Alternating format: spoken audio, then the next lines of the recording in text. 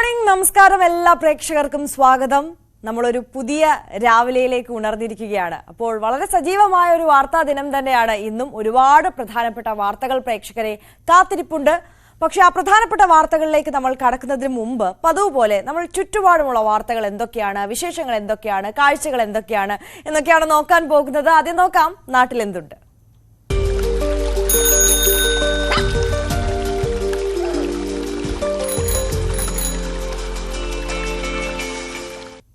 നാട്ടിലെ ഏതൊരു പ്രശ്നത്തിനും ഏതൊരു പരിപാടിക്കും എന്തിനും ഏതിനും നമുക്കൊപ്പം നിൽക്കുന്ന ഒരു കൂട്ടം വിഭാഗമാണ് നമ്മുടെ കുടുംബശ്രീ പ്രവർത്തകർ, അല്ലേ? അപ്പോൾ അവരുടെ ഒരു പ്രശ്നത്തിലേക്കാണ് നമ്മൾ ആദ്യം നമ്മുടെ ശ്രദ്ധ കൊണ്ടുപോകുന്നത്. തെരുവുനായ ശല്യം എത്രത്തോളം രൂക്ഷമാണ് നമ്മുടെ നാട്ടിൽ എന്നുള്ളത് നമുക്കറിയാവുന്നതാണ്. അത്തരത്തിലുള്ള വാർത്തകൾ നമ്മൾ നിരന്തരം കൈകാര്യം ചെയ്യുന്നു. അപ്പോൾ ഈ തെരുവുനായ ശല്യം നിയന്ത്രിക്കാൻ ആരംഭിച്ച ABC പദ്ധതിയെക്കുറിച്ച് നമുക്കറിയാം. ഈ ABC പദ്ധതിയിൽ നിന്ന് ഒഴിവാക്കിയതോടെ ദുരിതത്തിലായിരിക്കുകയാണ് കുടുംബശ്രീ പ്രവർത്തകർ. 2016 നിരവധി കുടുംബശ്രീ പ്രവർത്തകരെ പരിശീലനം നൽകി ABC പദ്ധതിക്ക് വേണ്ടി നിയോഗിച്ചത്. സർക്കാർ നൽകുന്ന തുച്ഛമായ തുകയ്ക്ക് പുറമെ ഇവർ ലോൺ എടുത്ത് പദ്ധതി മുന്നോട്ട് കൊണ്ടുപോവുകയും ചെയ്തിരുന്നു. എന്നാൽ ഇപ്പോൾ പദ്ധതിയിൽ നിന്ന് ഒഴിവാക്കിയതോടെ വായ്പകൾ തിരിച്ചടയ്ക്കാൻ പോലും പറ്റാത്ത അവസ്ഥയിലാണ് ഒരു കൂട്ടം കുടുംബശ്രീ പ്രവർത്തകർ. വീണ്ടും തെരുവുനായ ശല്യം രൂക്ഷമാകുമ്പോഴാണ് ABC പദ്ധതി നടപ്പിലാക്കാൻ ഒപ്പമുണ്ടായിരുന്ന കുടുംബശ്രീ പ്രവർത്തകരും ചർച്ചയാകുന്നത്. 2016 പദ്ധതി തുടങ്ങാൻ കുടുംബശ്രീ പ്രവർത്തകരെയും സർക്കാർ ഉൾപ്പെടുത്തി. അവർക്ക് വേണ്ട പരിശീലനങ്ങളും നൽകി. തിരുവനന്തപുരം ജില്ലയിൽ 8 യൂണിറ്റുകളാണ് പ്രവർത്തിച്ചിരുന്നത്. എന്നാൽ പിന്നീട് 2021 ABC പ്രവർത്തനങ്ങൾ ചെയ്യാൻ കുടുംബശ്രീ പ്രവർത്തകർക്ക് കാര്യക്ഷമതയില്ലെന്ന് കാട്ടി പദ്ധതിയിൽ നിന്ന് ഒഴിവാക്കുകയായിരുന്നു. ഞങ്ങൾ നല്ല രീതിയിൽ ചെയ്തുകൊണ്ട് തരുന്നതാണ്. ഞങ്ങൾ എല്ലാ കാര്യങ്ങളും കൃത്യതയോടുകൂടി സർക്കാർ ഏത് കാര്യമാണ് പഠിപ്പിച്ചു തന്നിട്ടുള്ളത്, ഞങ്ങൾക്ക് ട്രെയിനിങ് എങ്ങനെ തന്നിട്ടുണ്ടോ അതേ രീതിയിൽ നല്ല രീതിയിൽ തന്നെയാണ് ഞങ്ങൾ ചെയ്തത്. ഞങ്ങൾ ബോധവൽക്കരണ ക്ലാസ് കൊടുക്കുകയും ഞങ്ങൾ അവർക്ക് വേണ്ടതായ ഞങ്ങൾ തെരുവുനായികളെ പിടിച്ചുകൊണ്ട് വരുമ്പോൾ അതിനുള്ള ബോധവൽക്കരണ ക്ലാസ് നാട്ടുകാർക്ക് കൊടുത്തുകൊണ്ട് തന്നെയാണ് ഞങ്ങൾ ഈ പരിപാടി ചെയ്തുകൊണ്ട് വന്നത്. നെയ്യാറ്റിൻകര, പാറശാല, കാട്ടാക്കട, വർക്കല, ആറ്റിങ്ങൽ തുടങ്ങി വിവിധ യൂണിറ്റുകളിലായി 150ഓളം പ്രവർത്തകർ പദ്ധതിയുടെ ഭാഗമായിരുന്നു. ഒരു തെരുവുനായിയെ പിടിച്ച് വന്ധ്യകരണം നടത്തുന്നതിന് 2100 രൂപയാണ് സർക്കാർ നൽകിയിരുന്നത്. ഡോക്ടറുടെ ഫീസ്, സർജറിക്ക് ആവശ്യമായ സാധനങ്ങൾ, മരുന്ന്, ഭക്ഷണം, നായ്ക്കളെ പിടിക്കുന്നതിനും തിരിച്ചുവിടുന്നതിന്റെയും ചെലവ്, ജീവനക്കാരുടെ ശമ്പളം എല്ലാം ഈ 2100 നിന്നാണ് കണ്ടെത്തേണ്ടത്. അടിസ്ഥാന സൗകര്യങ്ങൾ ഉറപ്പുവരുത്താൻ യൂണിറ്റിന് 50,000 രൂപയായിരുന്നു ആദ്യം സർക്കാർ നൽകിയിരുന്നത്. ഈ തുക ഉപയോഗിച്ചായിരുന്നു തെരുവ് നായ്ക്കളെ പിടിക്കുന്ന വല, പാർപ്പിക്കാനുള്ള കൂടുൾപ്പെടെയുള്ള അടിസ്ഥാന സൗകര്യങ്ങൾ ഒരുക്കിയത്. പിടികൂടുന്ന തെരുവ് നായ്ക്കളുടെ എണ്ണം വർദ്ധിച്ച സാഹചര്യത്തിൽ യൂണിറ്റുകളിലെ കുടുംബശ്രീ പ്രവർത്തകർ പരസ്പര സഹായത്തോടുകൂടി 3 മുതൽ 4 ലക്ഷം രൂപ വരെ വായ്പകൾ എടുത്ത് കൂടുൾപ്പെടെയുള്ള അടിസ്ഥാന സൗകര്യങ്ങൾ വീണ്ടും മെച്ചപ്പെടുത്തി. ഇത്തരത്തിൽ പ്രവർത്തനങ്ങൾ നടത്തി വരുമ്പോഴാണ് 2021 പദ്ധതിയിൽ നിന്ന് കുടുംബശ്രീ പ്രവർത്തകരെ ഒഴിവാക്കുന്നത്. ABC പ്രവർത്തനങ്ങൾ ചെയ്യാൻ കുടുംബശ്രീ പ്രവർത്തകർക്ക് കാര്യക്ഷമതയില്ലെന്ന് കാട്ടിയായിരുന്നു നടപടി. അപ്പോൾ ഇത് സർക്കാർ ഞങ്ങളെ ഒന്നുകൂടെ, കാരണം ഞങ്ങൾ ഈ 150 ആൾക്കാരുണ്ട്. ഈ യൂണിറ്റുകളിലുള്ള എല്ലാ ആൾക്കാരെയും തിരിച്ച് ഞങ്ങളിപ്പോൾ ഊട്ടി ട്രെയിനിങ് കഴിഞ്ഞവരുണ്ട്, സംസ്ഥാന സർക്കാരിൻ്റെ ട്രെയിനിങ് കഴിഞ്ഞവരുണ്ട്, ഇങ്ങനെയുള്ള 2 ട്രെയിനിങ് കഴിഞ്ഞവരും ഇതിൻ്റെ അകത്തുണ്ട്. അവരെ തിരിച്ചെടുത്തിട്ട് ഞങ്ങൾ ഒന്നുകൂടെ നല്ല രീതിയിൽ ഈ ABC കൊണ്ടുവന്ന് നിലവിൽ കൊണ്ടുവരണം, തെരുവുനായി ശല്യം കുറയ്ക്കണം എന്നാണ് എൻ്റെ ഒരു ചെറിയൊരു അപേക്ഷയും അഭ്യർത്ഥനയും ഉള്ളത്. പദ്ധതിയിൽ നിന്ന് ഒഴിവാക്കിയതോടെ ഈ കുടുംബശ്രീ പ്രവർത്തകരുടെ അവസ്ഥ ദയനീയമായിരിക്കുകയാണ്. ലഭ്യമായിരുന്ന തുക ഇല്ലാതായതും പദ്ധതിക്ക് വേണ്ടി എടുത്ത ലോൺ ബാക്കിയായതും ഇവരെ വലിയ വിഷമത്തിലാക്കിയിരിക്കുകയാണ്. 2022 ഈ പ്രവർത്തകർ അനിമൽ ബോർഡിന്റെ പ്രത്യേക പരിശീലനവും സംസ്ഥാന സർക്കാരിന്റെ പരിശീലനവും നേടി. ABC പദ്ധതിയിൽ വീണ്ടും ഉൾപ്പെടുത്തണമെന്നാണ് ഇവർ ആവശ്യപ്പെടുന്നത്. തെരുവുനായ ശല്യം രൂക്ഷമായിരിക്കുന്ന ഈ സാഹചര്യത്തിൽ സർക്കാരിന്റെ ഉചിതമായ ഒരു ഇടപെടലിന് വേണ്ടി കാത്തിരിക്കുകയാണ് കുടുംബശ്രീ പ്രവർത്തകർ. തെരുവുനായ ശല്യം വർദ്ധിച്ചു വരുന്ന ഈ സാഹചര്യത്തിൽ കുടുംബശ്രീയുടെ ഈ പദ്ധതി പഠിച്ചു മനസ്സിലാക്കി സർക്കാർ ഉചിതമായ നടപടി സ്വീകരിക്കണമെന്നുള്ളതാണ് നമുക്കും പറയാനുള്ളത്. അരുൺ മോഹൻ, ന്യൂസ് 18, നെയ്യാറ്റിൻകര. നാടിന്റെ ഒരു നല്ല പ്രവൃത്തിക്കായി, ഒരു പദ്ധതിക്കായി ഇറങ്ങി തിരിച്ച ഒരു കൂട്ടം സ്ത്രീകളാണ് ഇപ്പോൾ ദുരിതക്കയത്തിലായിരിക്കുന്നത്. ആ വായ്പകൾ പോലും എങ്ങനെ തിരിച്ചടയ്ക്കണം എന്നുള്ളത് അറിയാൻ കഴിയാത്ത ഒരവസ്ഥയിൽ അവർ നിൽക്കുകയാണ്. ഇപ്പോൾ അരുൺമോഹൻ ആ റിപ്പോർട്ടിൽ സൂചിപ്പിച്ചതുപോലെ തന്നെ നമുക്കറിയാം, തെരുവുനായ ശല്യം ഇത്രത്തോളം രൂക്ഷമായിരിക്കുന്ന സമയത്ത് ഈ പദ്ധതി മുന്നോട്ട് കൊണ്ടുപോകേണ്ടത് എത്രത്തോളം അനിവാര്യമാണ് എന്നുള്ളത് അധികൃതർക്ക് അറിയാവുന്നതാണ്. അത് ഏറ്റവും ഫലപ്രദമായി നടപ്പാക്കാൻ കഴിയുന്ന ഒരു മാർഗം കൂടിയാണ് ഇത്തരത്തിൽ കുടുംബശ്രീ പ്രവർത്തകരെ ഒക്കെ അണിനിരത്തിക്കൊണ്ട് അവരുടെ ഒരു കൂട്ടായ്മയിലൂടെ എല്ലാ പ്രദേശത്തേക്കും ഈ പദ്ധതി വ്യാപിപ്പിക്കുക എന്നുള്ളത്. അപ്പോൾ ആ പദ്ധതിയും ഗുണം ചെയ്യും, അതോടൊപ്പം ഇവർക്ക് ലഭിക്കാനുള്ള പൈസയും ലഭിക്കും എന്നുള്ളതാണ്. മറ്റൊരു റിപ്പോർട്ടിലേക്ക് കടക്കുകയാണ്. കൊല്ലം പുനലൂർ റെയിൽവേ സ്റ്റേഷൻ പ്ലാറ്റ്ഫോമിൽ വീണ്ടും പാമ്പ്. ഉഗ്രവിഷമുള്ള അണലിയുടെ കുഞ്ഞാണ് 1-ാം നമ്പർ പ്ലാറ്റ്ഫോമിൽ ഇഴഞ്ഞെത്തിയത്. പാലക്കാട്ട് നിന്നുള്ള പാലരുവി എക്സ്പ്രസ് എത്തിയ സമയം 1-ാം നമ്പർ പ്ലാറ്റ്ഫോമിലാണ് പാമ്പിനെ കണ്ടത്. അധികൃതർ പാമ്പിനെ കണ്ടതിനാൽ യാത്രക്കാർ കടിയേൽക്കാതെ രക്ഷപ്പെട്ടു. 3 ആഴ്ച മുമ്പ് 18-കാരിക്ക് ഇവിടെ വെച്ച് പാമ്പുകടി ഏറ്റിരുന്നു. വിഷപ്പാമ്പുകളുടെ വിഹാര കേന്ദ്രമായി മാറിയിരിക്കുകയാണ് കൊല്ലം പുനലൂർ റെയിൽവേ സ്റ്റേഷൻ. 3 ആഴ്ചത്തെ ഇടവേളയ്ക്കിടെ ഇത് 4-ാം തവണയാണ് പ്ലാറ്റ്ഫോമിൽ പാമ്പെത്തുന്നത്. ഇത്തവണ അണലിയുടെ കുഞ്ഞിനെയാണ് പ്ലാറ്റ്ഫോമിൽ അധികൃതർ കണ്ടത്. പാലക്കാട് നിന്നുള്ള പാലരുവി എക്സ്പ്രസ് എത്തിയ സമയമായിരുന്നെങ്കിലും അധികൃതർ പാമ്പിനെ കണ്ടതിനാൽ കടിയേൽക്കാതെ യാത്രക്കാർ രക്ഷപ്പെട്ടു. ഇവിടെ ഇനി ഒരു മരണം സംഭവിച്ചതിന് ശേഷം വൃത്തിയാക്കാൻ വേണ്ടിയിട്ടാണോ ഇരിക്കുന്നത്? അതല്ലാതെ യാത്രക്കാർക്ക് സുരക്ഷിതമായിട്ട് വന്ന് ട്രെയിനിൽ കയറി പോകാനുള്ള സാഹചര്യം പുനലൂരിൽ വർക്കെടുത്തിട്ടുള്ള കോൺട്രാക്ടർ ഇമ്മീഡിയറ്റ്ലി ആ യാത്രയ്ക്ക് സൗകര്യമായ കാട് വെട്ടിത്തെളിച്ച് യാത്രക്കാർക്ക് സുഗമമായിട്ട് വന്ന് ട്രെയിനിൽ കയറാനുള്ള സാഹചര്യം ഒരുക്കണം എന്നാണ് ഈ അവസരത്തിൽ അറിയിക്കാനുള്ളത്. 3 ആഴ്ച മുൻപ് സ്റ്റേഷനിലെ 1-ാം നമ്പർ പ്ലാറ്റ്ഫോമിൽ തീവണ്ടി ഇറങ്ങിയ അഞ്ചൽ കോട്ടുകാൽ സ്വദേശിനി 18 വയസ്സുള്ള ശ്രീലക്ഷ്മിയെ പാമ്പ് കടിച്ചിരുന്നു. പുലർച്ചെ 5:30 സ്റ്റേഷനിലെത്തിയ ചെന്നൈ എഗ്മോർ കൊല്ലം തീവണ്ടിയിൽ നിന്നിറങ്ങി പുറത്തേക്ക് നടക്കുന്നതിനിടെയായിരുന്നു സംഭവം. ഇതിന്റെ തൊട്ടുപിറ്റേന്ന് രാത്രി 8:15 റെയിൽവേ പോലീസും റെയിൽവേ സംരക്ഷണ സേനയും സംയുക്തമായി പരിശോധന നടത്തുമ്പോൾ 1-ാം നമ്പർ പ്ലാറ്റ്ഫോമിൽ വീണ്ടും 2 പാമ്പുകളെ കണ്ടെത്തി. ഒരാഴ്ച മുൻപ് ഉച്ചയ്ക്ക് സ്റ്റേഷൻ മാസ്റ്ററുടെ മുറിയിലേക്ക് മൂർഖൻ എഴിഞ്ഞെത്തി. അമൃത് ഭാരത് പദ്ധതിയുടെ ഭാഗമായുള്ള നിർമ്മാണ പ്രവൃത്തികൾക്കായി സ്റ്റേഷനോട് ചേർന്ന് നിർമ്മാണ വസ്തുക്കൾ കുന്നുകൂട്ടിയിട്ടിരിക്കുന്നതും സ്റ്റേഷൻ പരിസരത്ത് കാട് വളർന്നതും പാമ്പുകൾക്ക് കഴിയാൻ സൗകര്യമായി. പെൺകുട്ടിക്ക് പാമ്പ് കടിയേറ്റതിനെ തുടർന്ന് സ്റ്റേഷൻ പരിസരം വൃത്തിയാക്കാനും പ്ലാസ്റ്റിക് മാലിന്യം നീക്കം ചെയ്യണം എന്നും ആവശ്യപ്പെട്ട് നിരവധി സമരങ്ങൾ നടന്നുവെങ്കിലും അധികൃതർ തിരിഞ്ഞു നോക്കിയിട്ടില്ല. ഇപ്പോഴും രാത്രികാലങ്ങളിൽ സ്റ്റേഷൻ പരിസരത്ത് പലയിടത്തും വേണ്ടത്ര വെളിച്ചമില്ലാത്തത് യാത്രക്കാർക്ക് വളരെയധികം ബുദ്ധിമുട്ടുണ്ടാക്കുന്നുണ്ട്. ഇഴജന്തുക്കളെ ഭയന്നാണ് യാത്രക്കാർ പുനലൂർ റെയിൽവേ സ്റ്റേഷനിലെത്തുന്നത്. ന്യൂസ് 18 പുനലൂർ. പരിപാലനമില്ലാതെയും ശോചനീയാവസ്ഥ നേരിട്ടും നാശത്തിന്റെ വക്കിലെത്തിയ പൊതുകുളത്തെ പുനരുജ്ജീവനത്തിലൂടെ വീണ്ടെടുത്ത വാർത്ത കാണാം ഇനി. പാലക്കാട് നാഗലശ്ശേരി പഞ്ചായത്തിലെ മങ്ങാട്ടുകുളമാണ് ഒരു ഗ്രാമത്തിലെ കാർഷിക മേഖലയ്ക്കും കുടിവെള്ള ലഭ്യതയ്ക്കും ഒരുപോലെ പ്രയോജനകരമായ രീതിയിൽ നവീകരിച്ചത്. 100 വർഷത്തിലധികം പഴക്കമുള്ള പാലക്കാട് നാഗലശ്ശേരി പഞ്ചായത്തിലെ മങ്ങാട്ടുകുളത്തിന്റെ അരിക് ഇടിഞ്ഞും കാടുപിടിച്ചും പരിപാലനമില്ലാതെ നാശത്തിന്റെ വക്കിലായിരുന്നു. തൃത്താല മണ്ഡലത്തിലെ തന്നെ വലിയ കുളങ്ങളിലൊന്നായ മങ്ങാട്ടുകുളത്തിന്റെ പഴയ അവസ്ഥയാണിത്. മന്ത്രി MP രാജേഷിന്റെ സുസ്ഥിര തൃത്താല പദ്ധതിയിൽ ഉൾപ്പെടുത്തി നവീകരിച്ച കുളത്തിന്റെ ഇന്നത്തെ കാഴ്ച അത്ഭുതപ്പെടുത്തുന്നതാണ്. 1 കോടി രൂപ ചെലവഴിച്ചായിരുന്നു പ്രവൃത്തികൾ നടപ്പാക്കിയത്.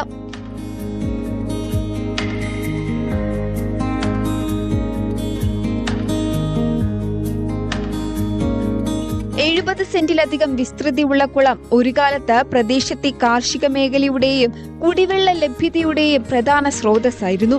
കർഷകരുടെയും പ്രദേശവാസികളുടെയും ആവശ്യപ്രകാരമാണ് സുസ്ഥിര തൃത്താല പദ്ധതിയിൽ ഉൾപ്പെടുത്തി കുളം നവീകരിച്ചത്.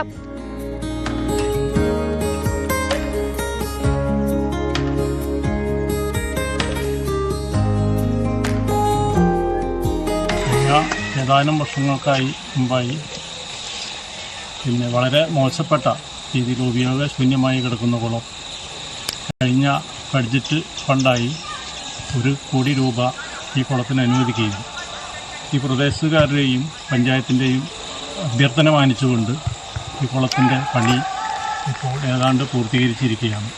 കുളത്തിലെ ചളി നീക്കം ചെയ്ത് ആഴം കൂട്ടി പടവുകൾ നിർമ്മിച്ചു. കരിങ്കല്ലുകൾ കൊണ്ട് സൈഡ് ഭിത്തി നിർമ്മാണം പൂർത്തിയാക്കി.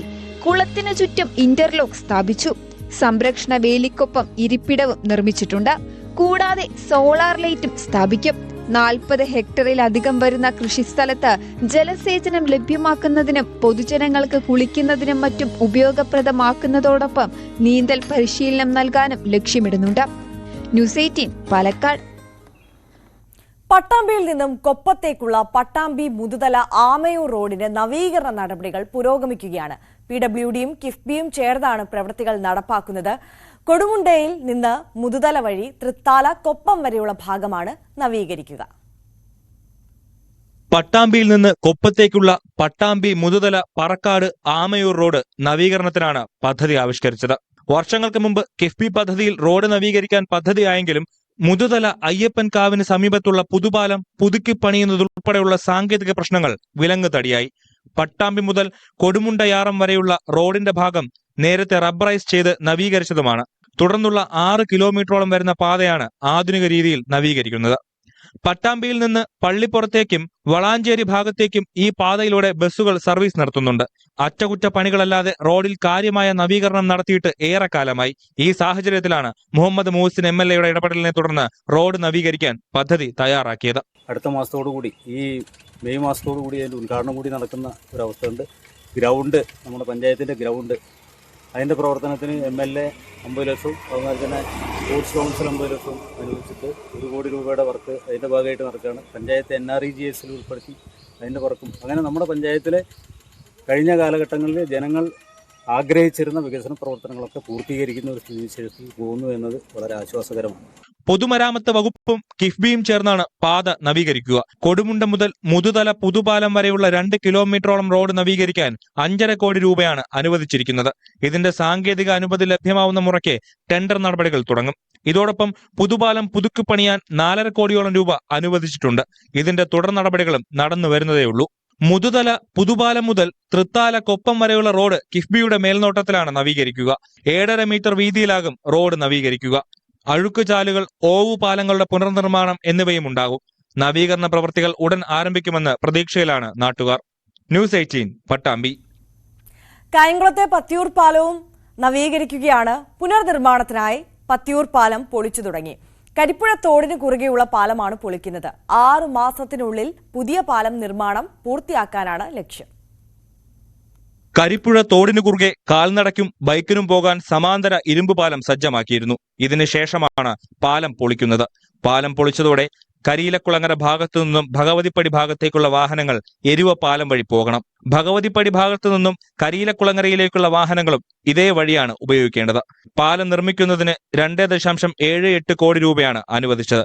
27 മീറ്റർ നീളവും 2 വരി ഗതാഗതത്തിന് ആവശ്യമായ 7.5 മീറ്റർ കാരേജ് വേയും ഇരുവശങ്ങളിൽ നടപ്പാതയും ഉൾപ്പെടെ 11 മീറ്ററാണ് വീതി. കേരള റോഡ് ഫണ്ട് ബോർഡിനാണ് നിർമ്മാണ ചുമതല.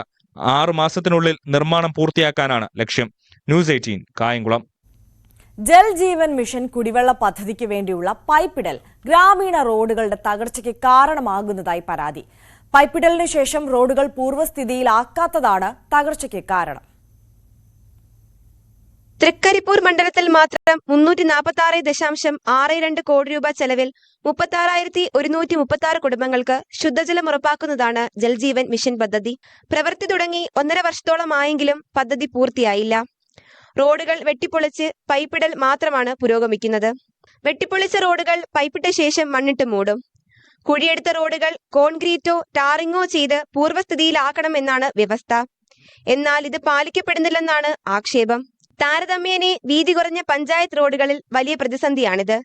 വലിയ പ്രതിഷേധത്തിലാണ് നാട്ടുകാർ. കരാറുകാരുമായിട്ട് ബന്ധപ്പെടുമ്പോൾ അവർ കൈമലർത്തുന്ന ഒരു അവസ്ഥയാണ്.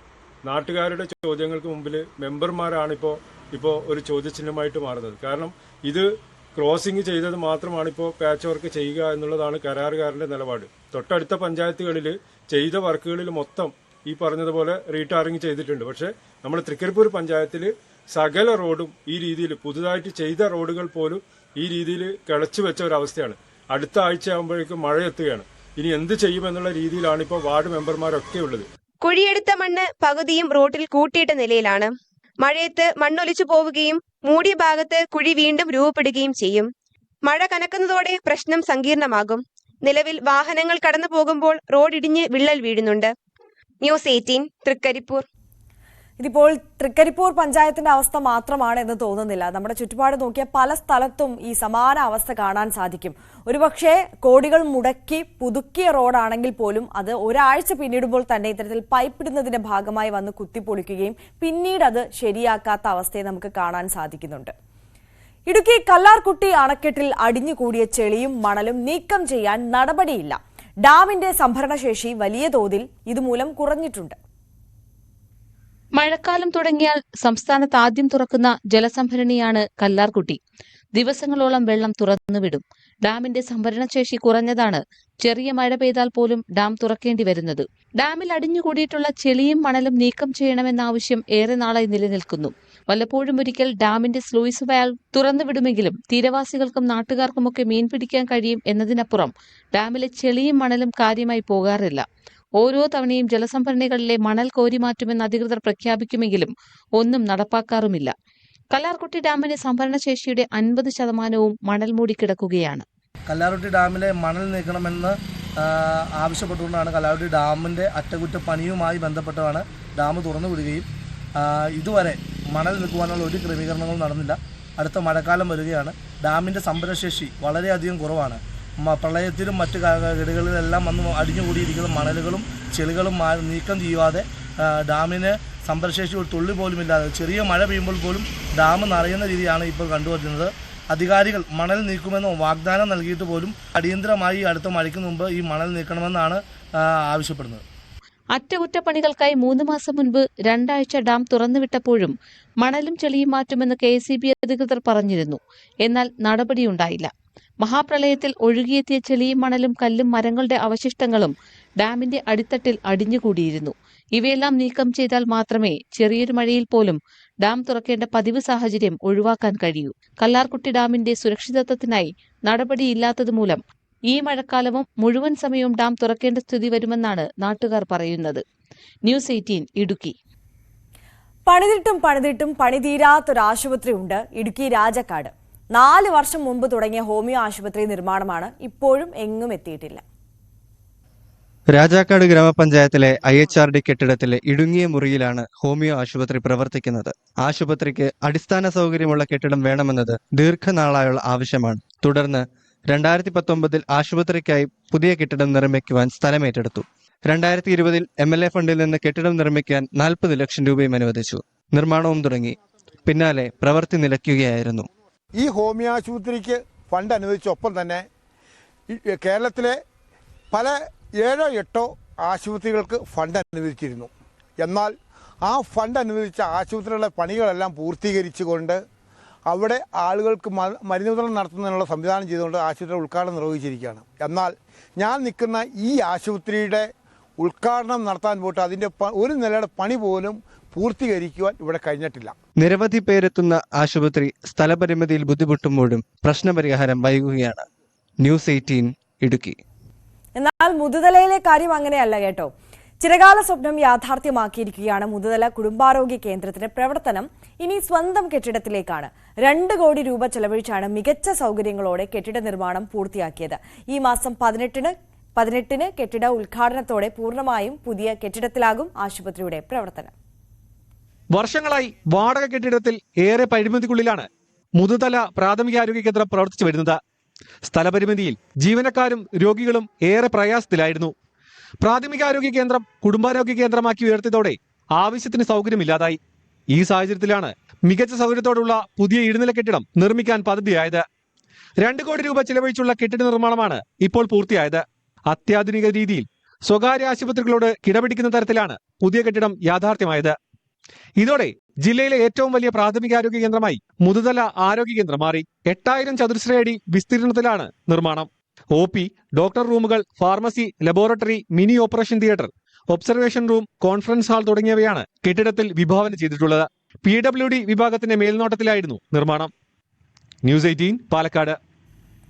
വേനലിൽ കുട്ടികളെ നീന്തൽ പരിശീലിപ്പിക്കുകയാണ് കൊല്ലത്തെ ഒരു ഗ്രാമം. കല്ലടയാറിന് സമീപത്തെ ചെറുപൊയ്കയിലാണ് വേനൽക്കാലത്ത് സൗജന്യ നീന്തൽ പരിശീലനം. സ്കൂബ ടീം അംഗം വിജേഷ് വിജയന്റെ നേതൃത്വത്തിലാണ് ക്ലാസ്. മുങ്ങിമരണങ്ങൾ ഒഴിവാക്കുകയാണ് ലക്ഷ്യം. ഇതിനായി ചെറുപൊയ്ക ഗ്രാമം ഒന്നിക്കുകയാണ്. വേനൽക്കാലത്ത് കുട്ടികൾ കൂടുതലായി ജലാശയങ്ങളിൽ ഇറങ്ങുകയും അപകടങ്ങൾ പതിവാവുകയും ചെയ്തതാണ് നീന്തൽ പരിശീലനത്തിന് വഴിവെച്ചത്. ഗ്രാമത്തിലെ കുട്ടികളെ പരിശീലനത്തിനായി സജ്ജരാക്കുകയായിരുന്നു.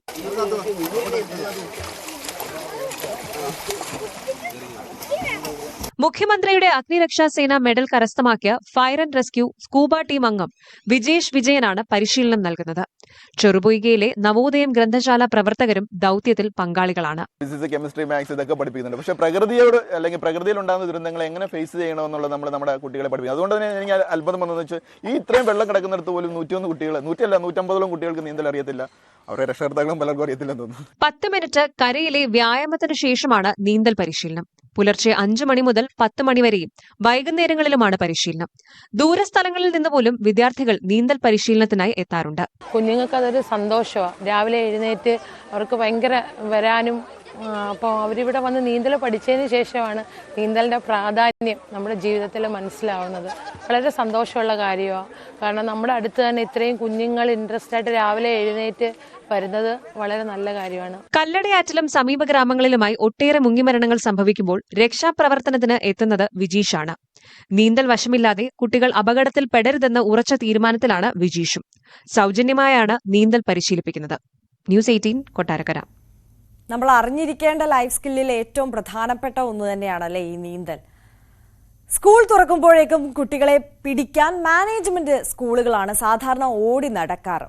എന്നാൽ തങ്ങളുടെ സ്കൂളിനെ കുറിച്ച് പ്രൊമോ വീഡിയോ ഇറക്കി ശ്രദ്ധ നേടിയിരിക്കുകയാണ് അട്ടപ്പാടിയിലെ കാരറ ഗവൺമെന്റ് UP സ്കൂൾ.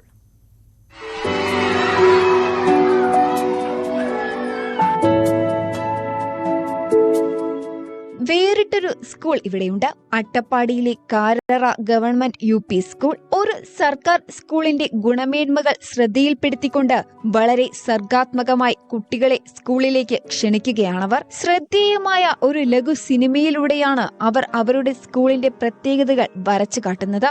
രക്ഷിതാക്കളുമൊക്കെയായി നടത്തിയ ഒരു ചർച്ചയുടെ ഭാഗമായിട്ടാണ് സ്കൂളിന്റെ പരിസരത്ത് അല്ലെങ്കിൽ വീടിന്റെ പരിസരത്തൊക്കെയുള്ള കൊച്ചു കൊച്ചു കാര്യങ്ങൾ ഉൾപ്പെടുത്തിക്കൊണ്ട് ചെറിയ സിനിമകൾ നിർമ്മിക്കാമെന്ന് കുട്ടികൾക്കൊരു പരിശീലനം നൽകിയത്.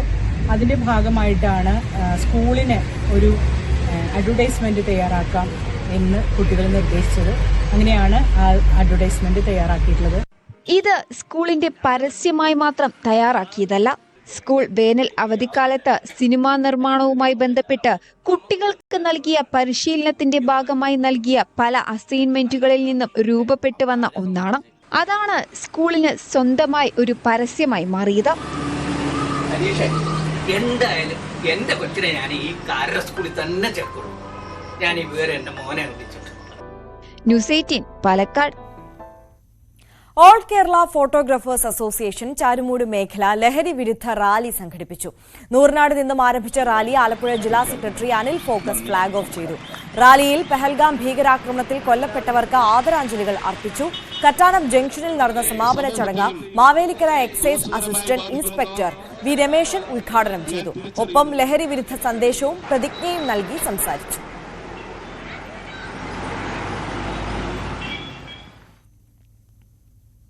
ഇനി നല്ല വാക്കിന് സമയമാണ്. നല്ല വാക്ക് കേട്ടതിന് ശേഷം ഈ ദിവസത്തെ ഏറ്റവും പ്രധാനപ്പെട്ട വാർത്തകളുമായി മടങ്ങിയെത്താം.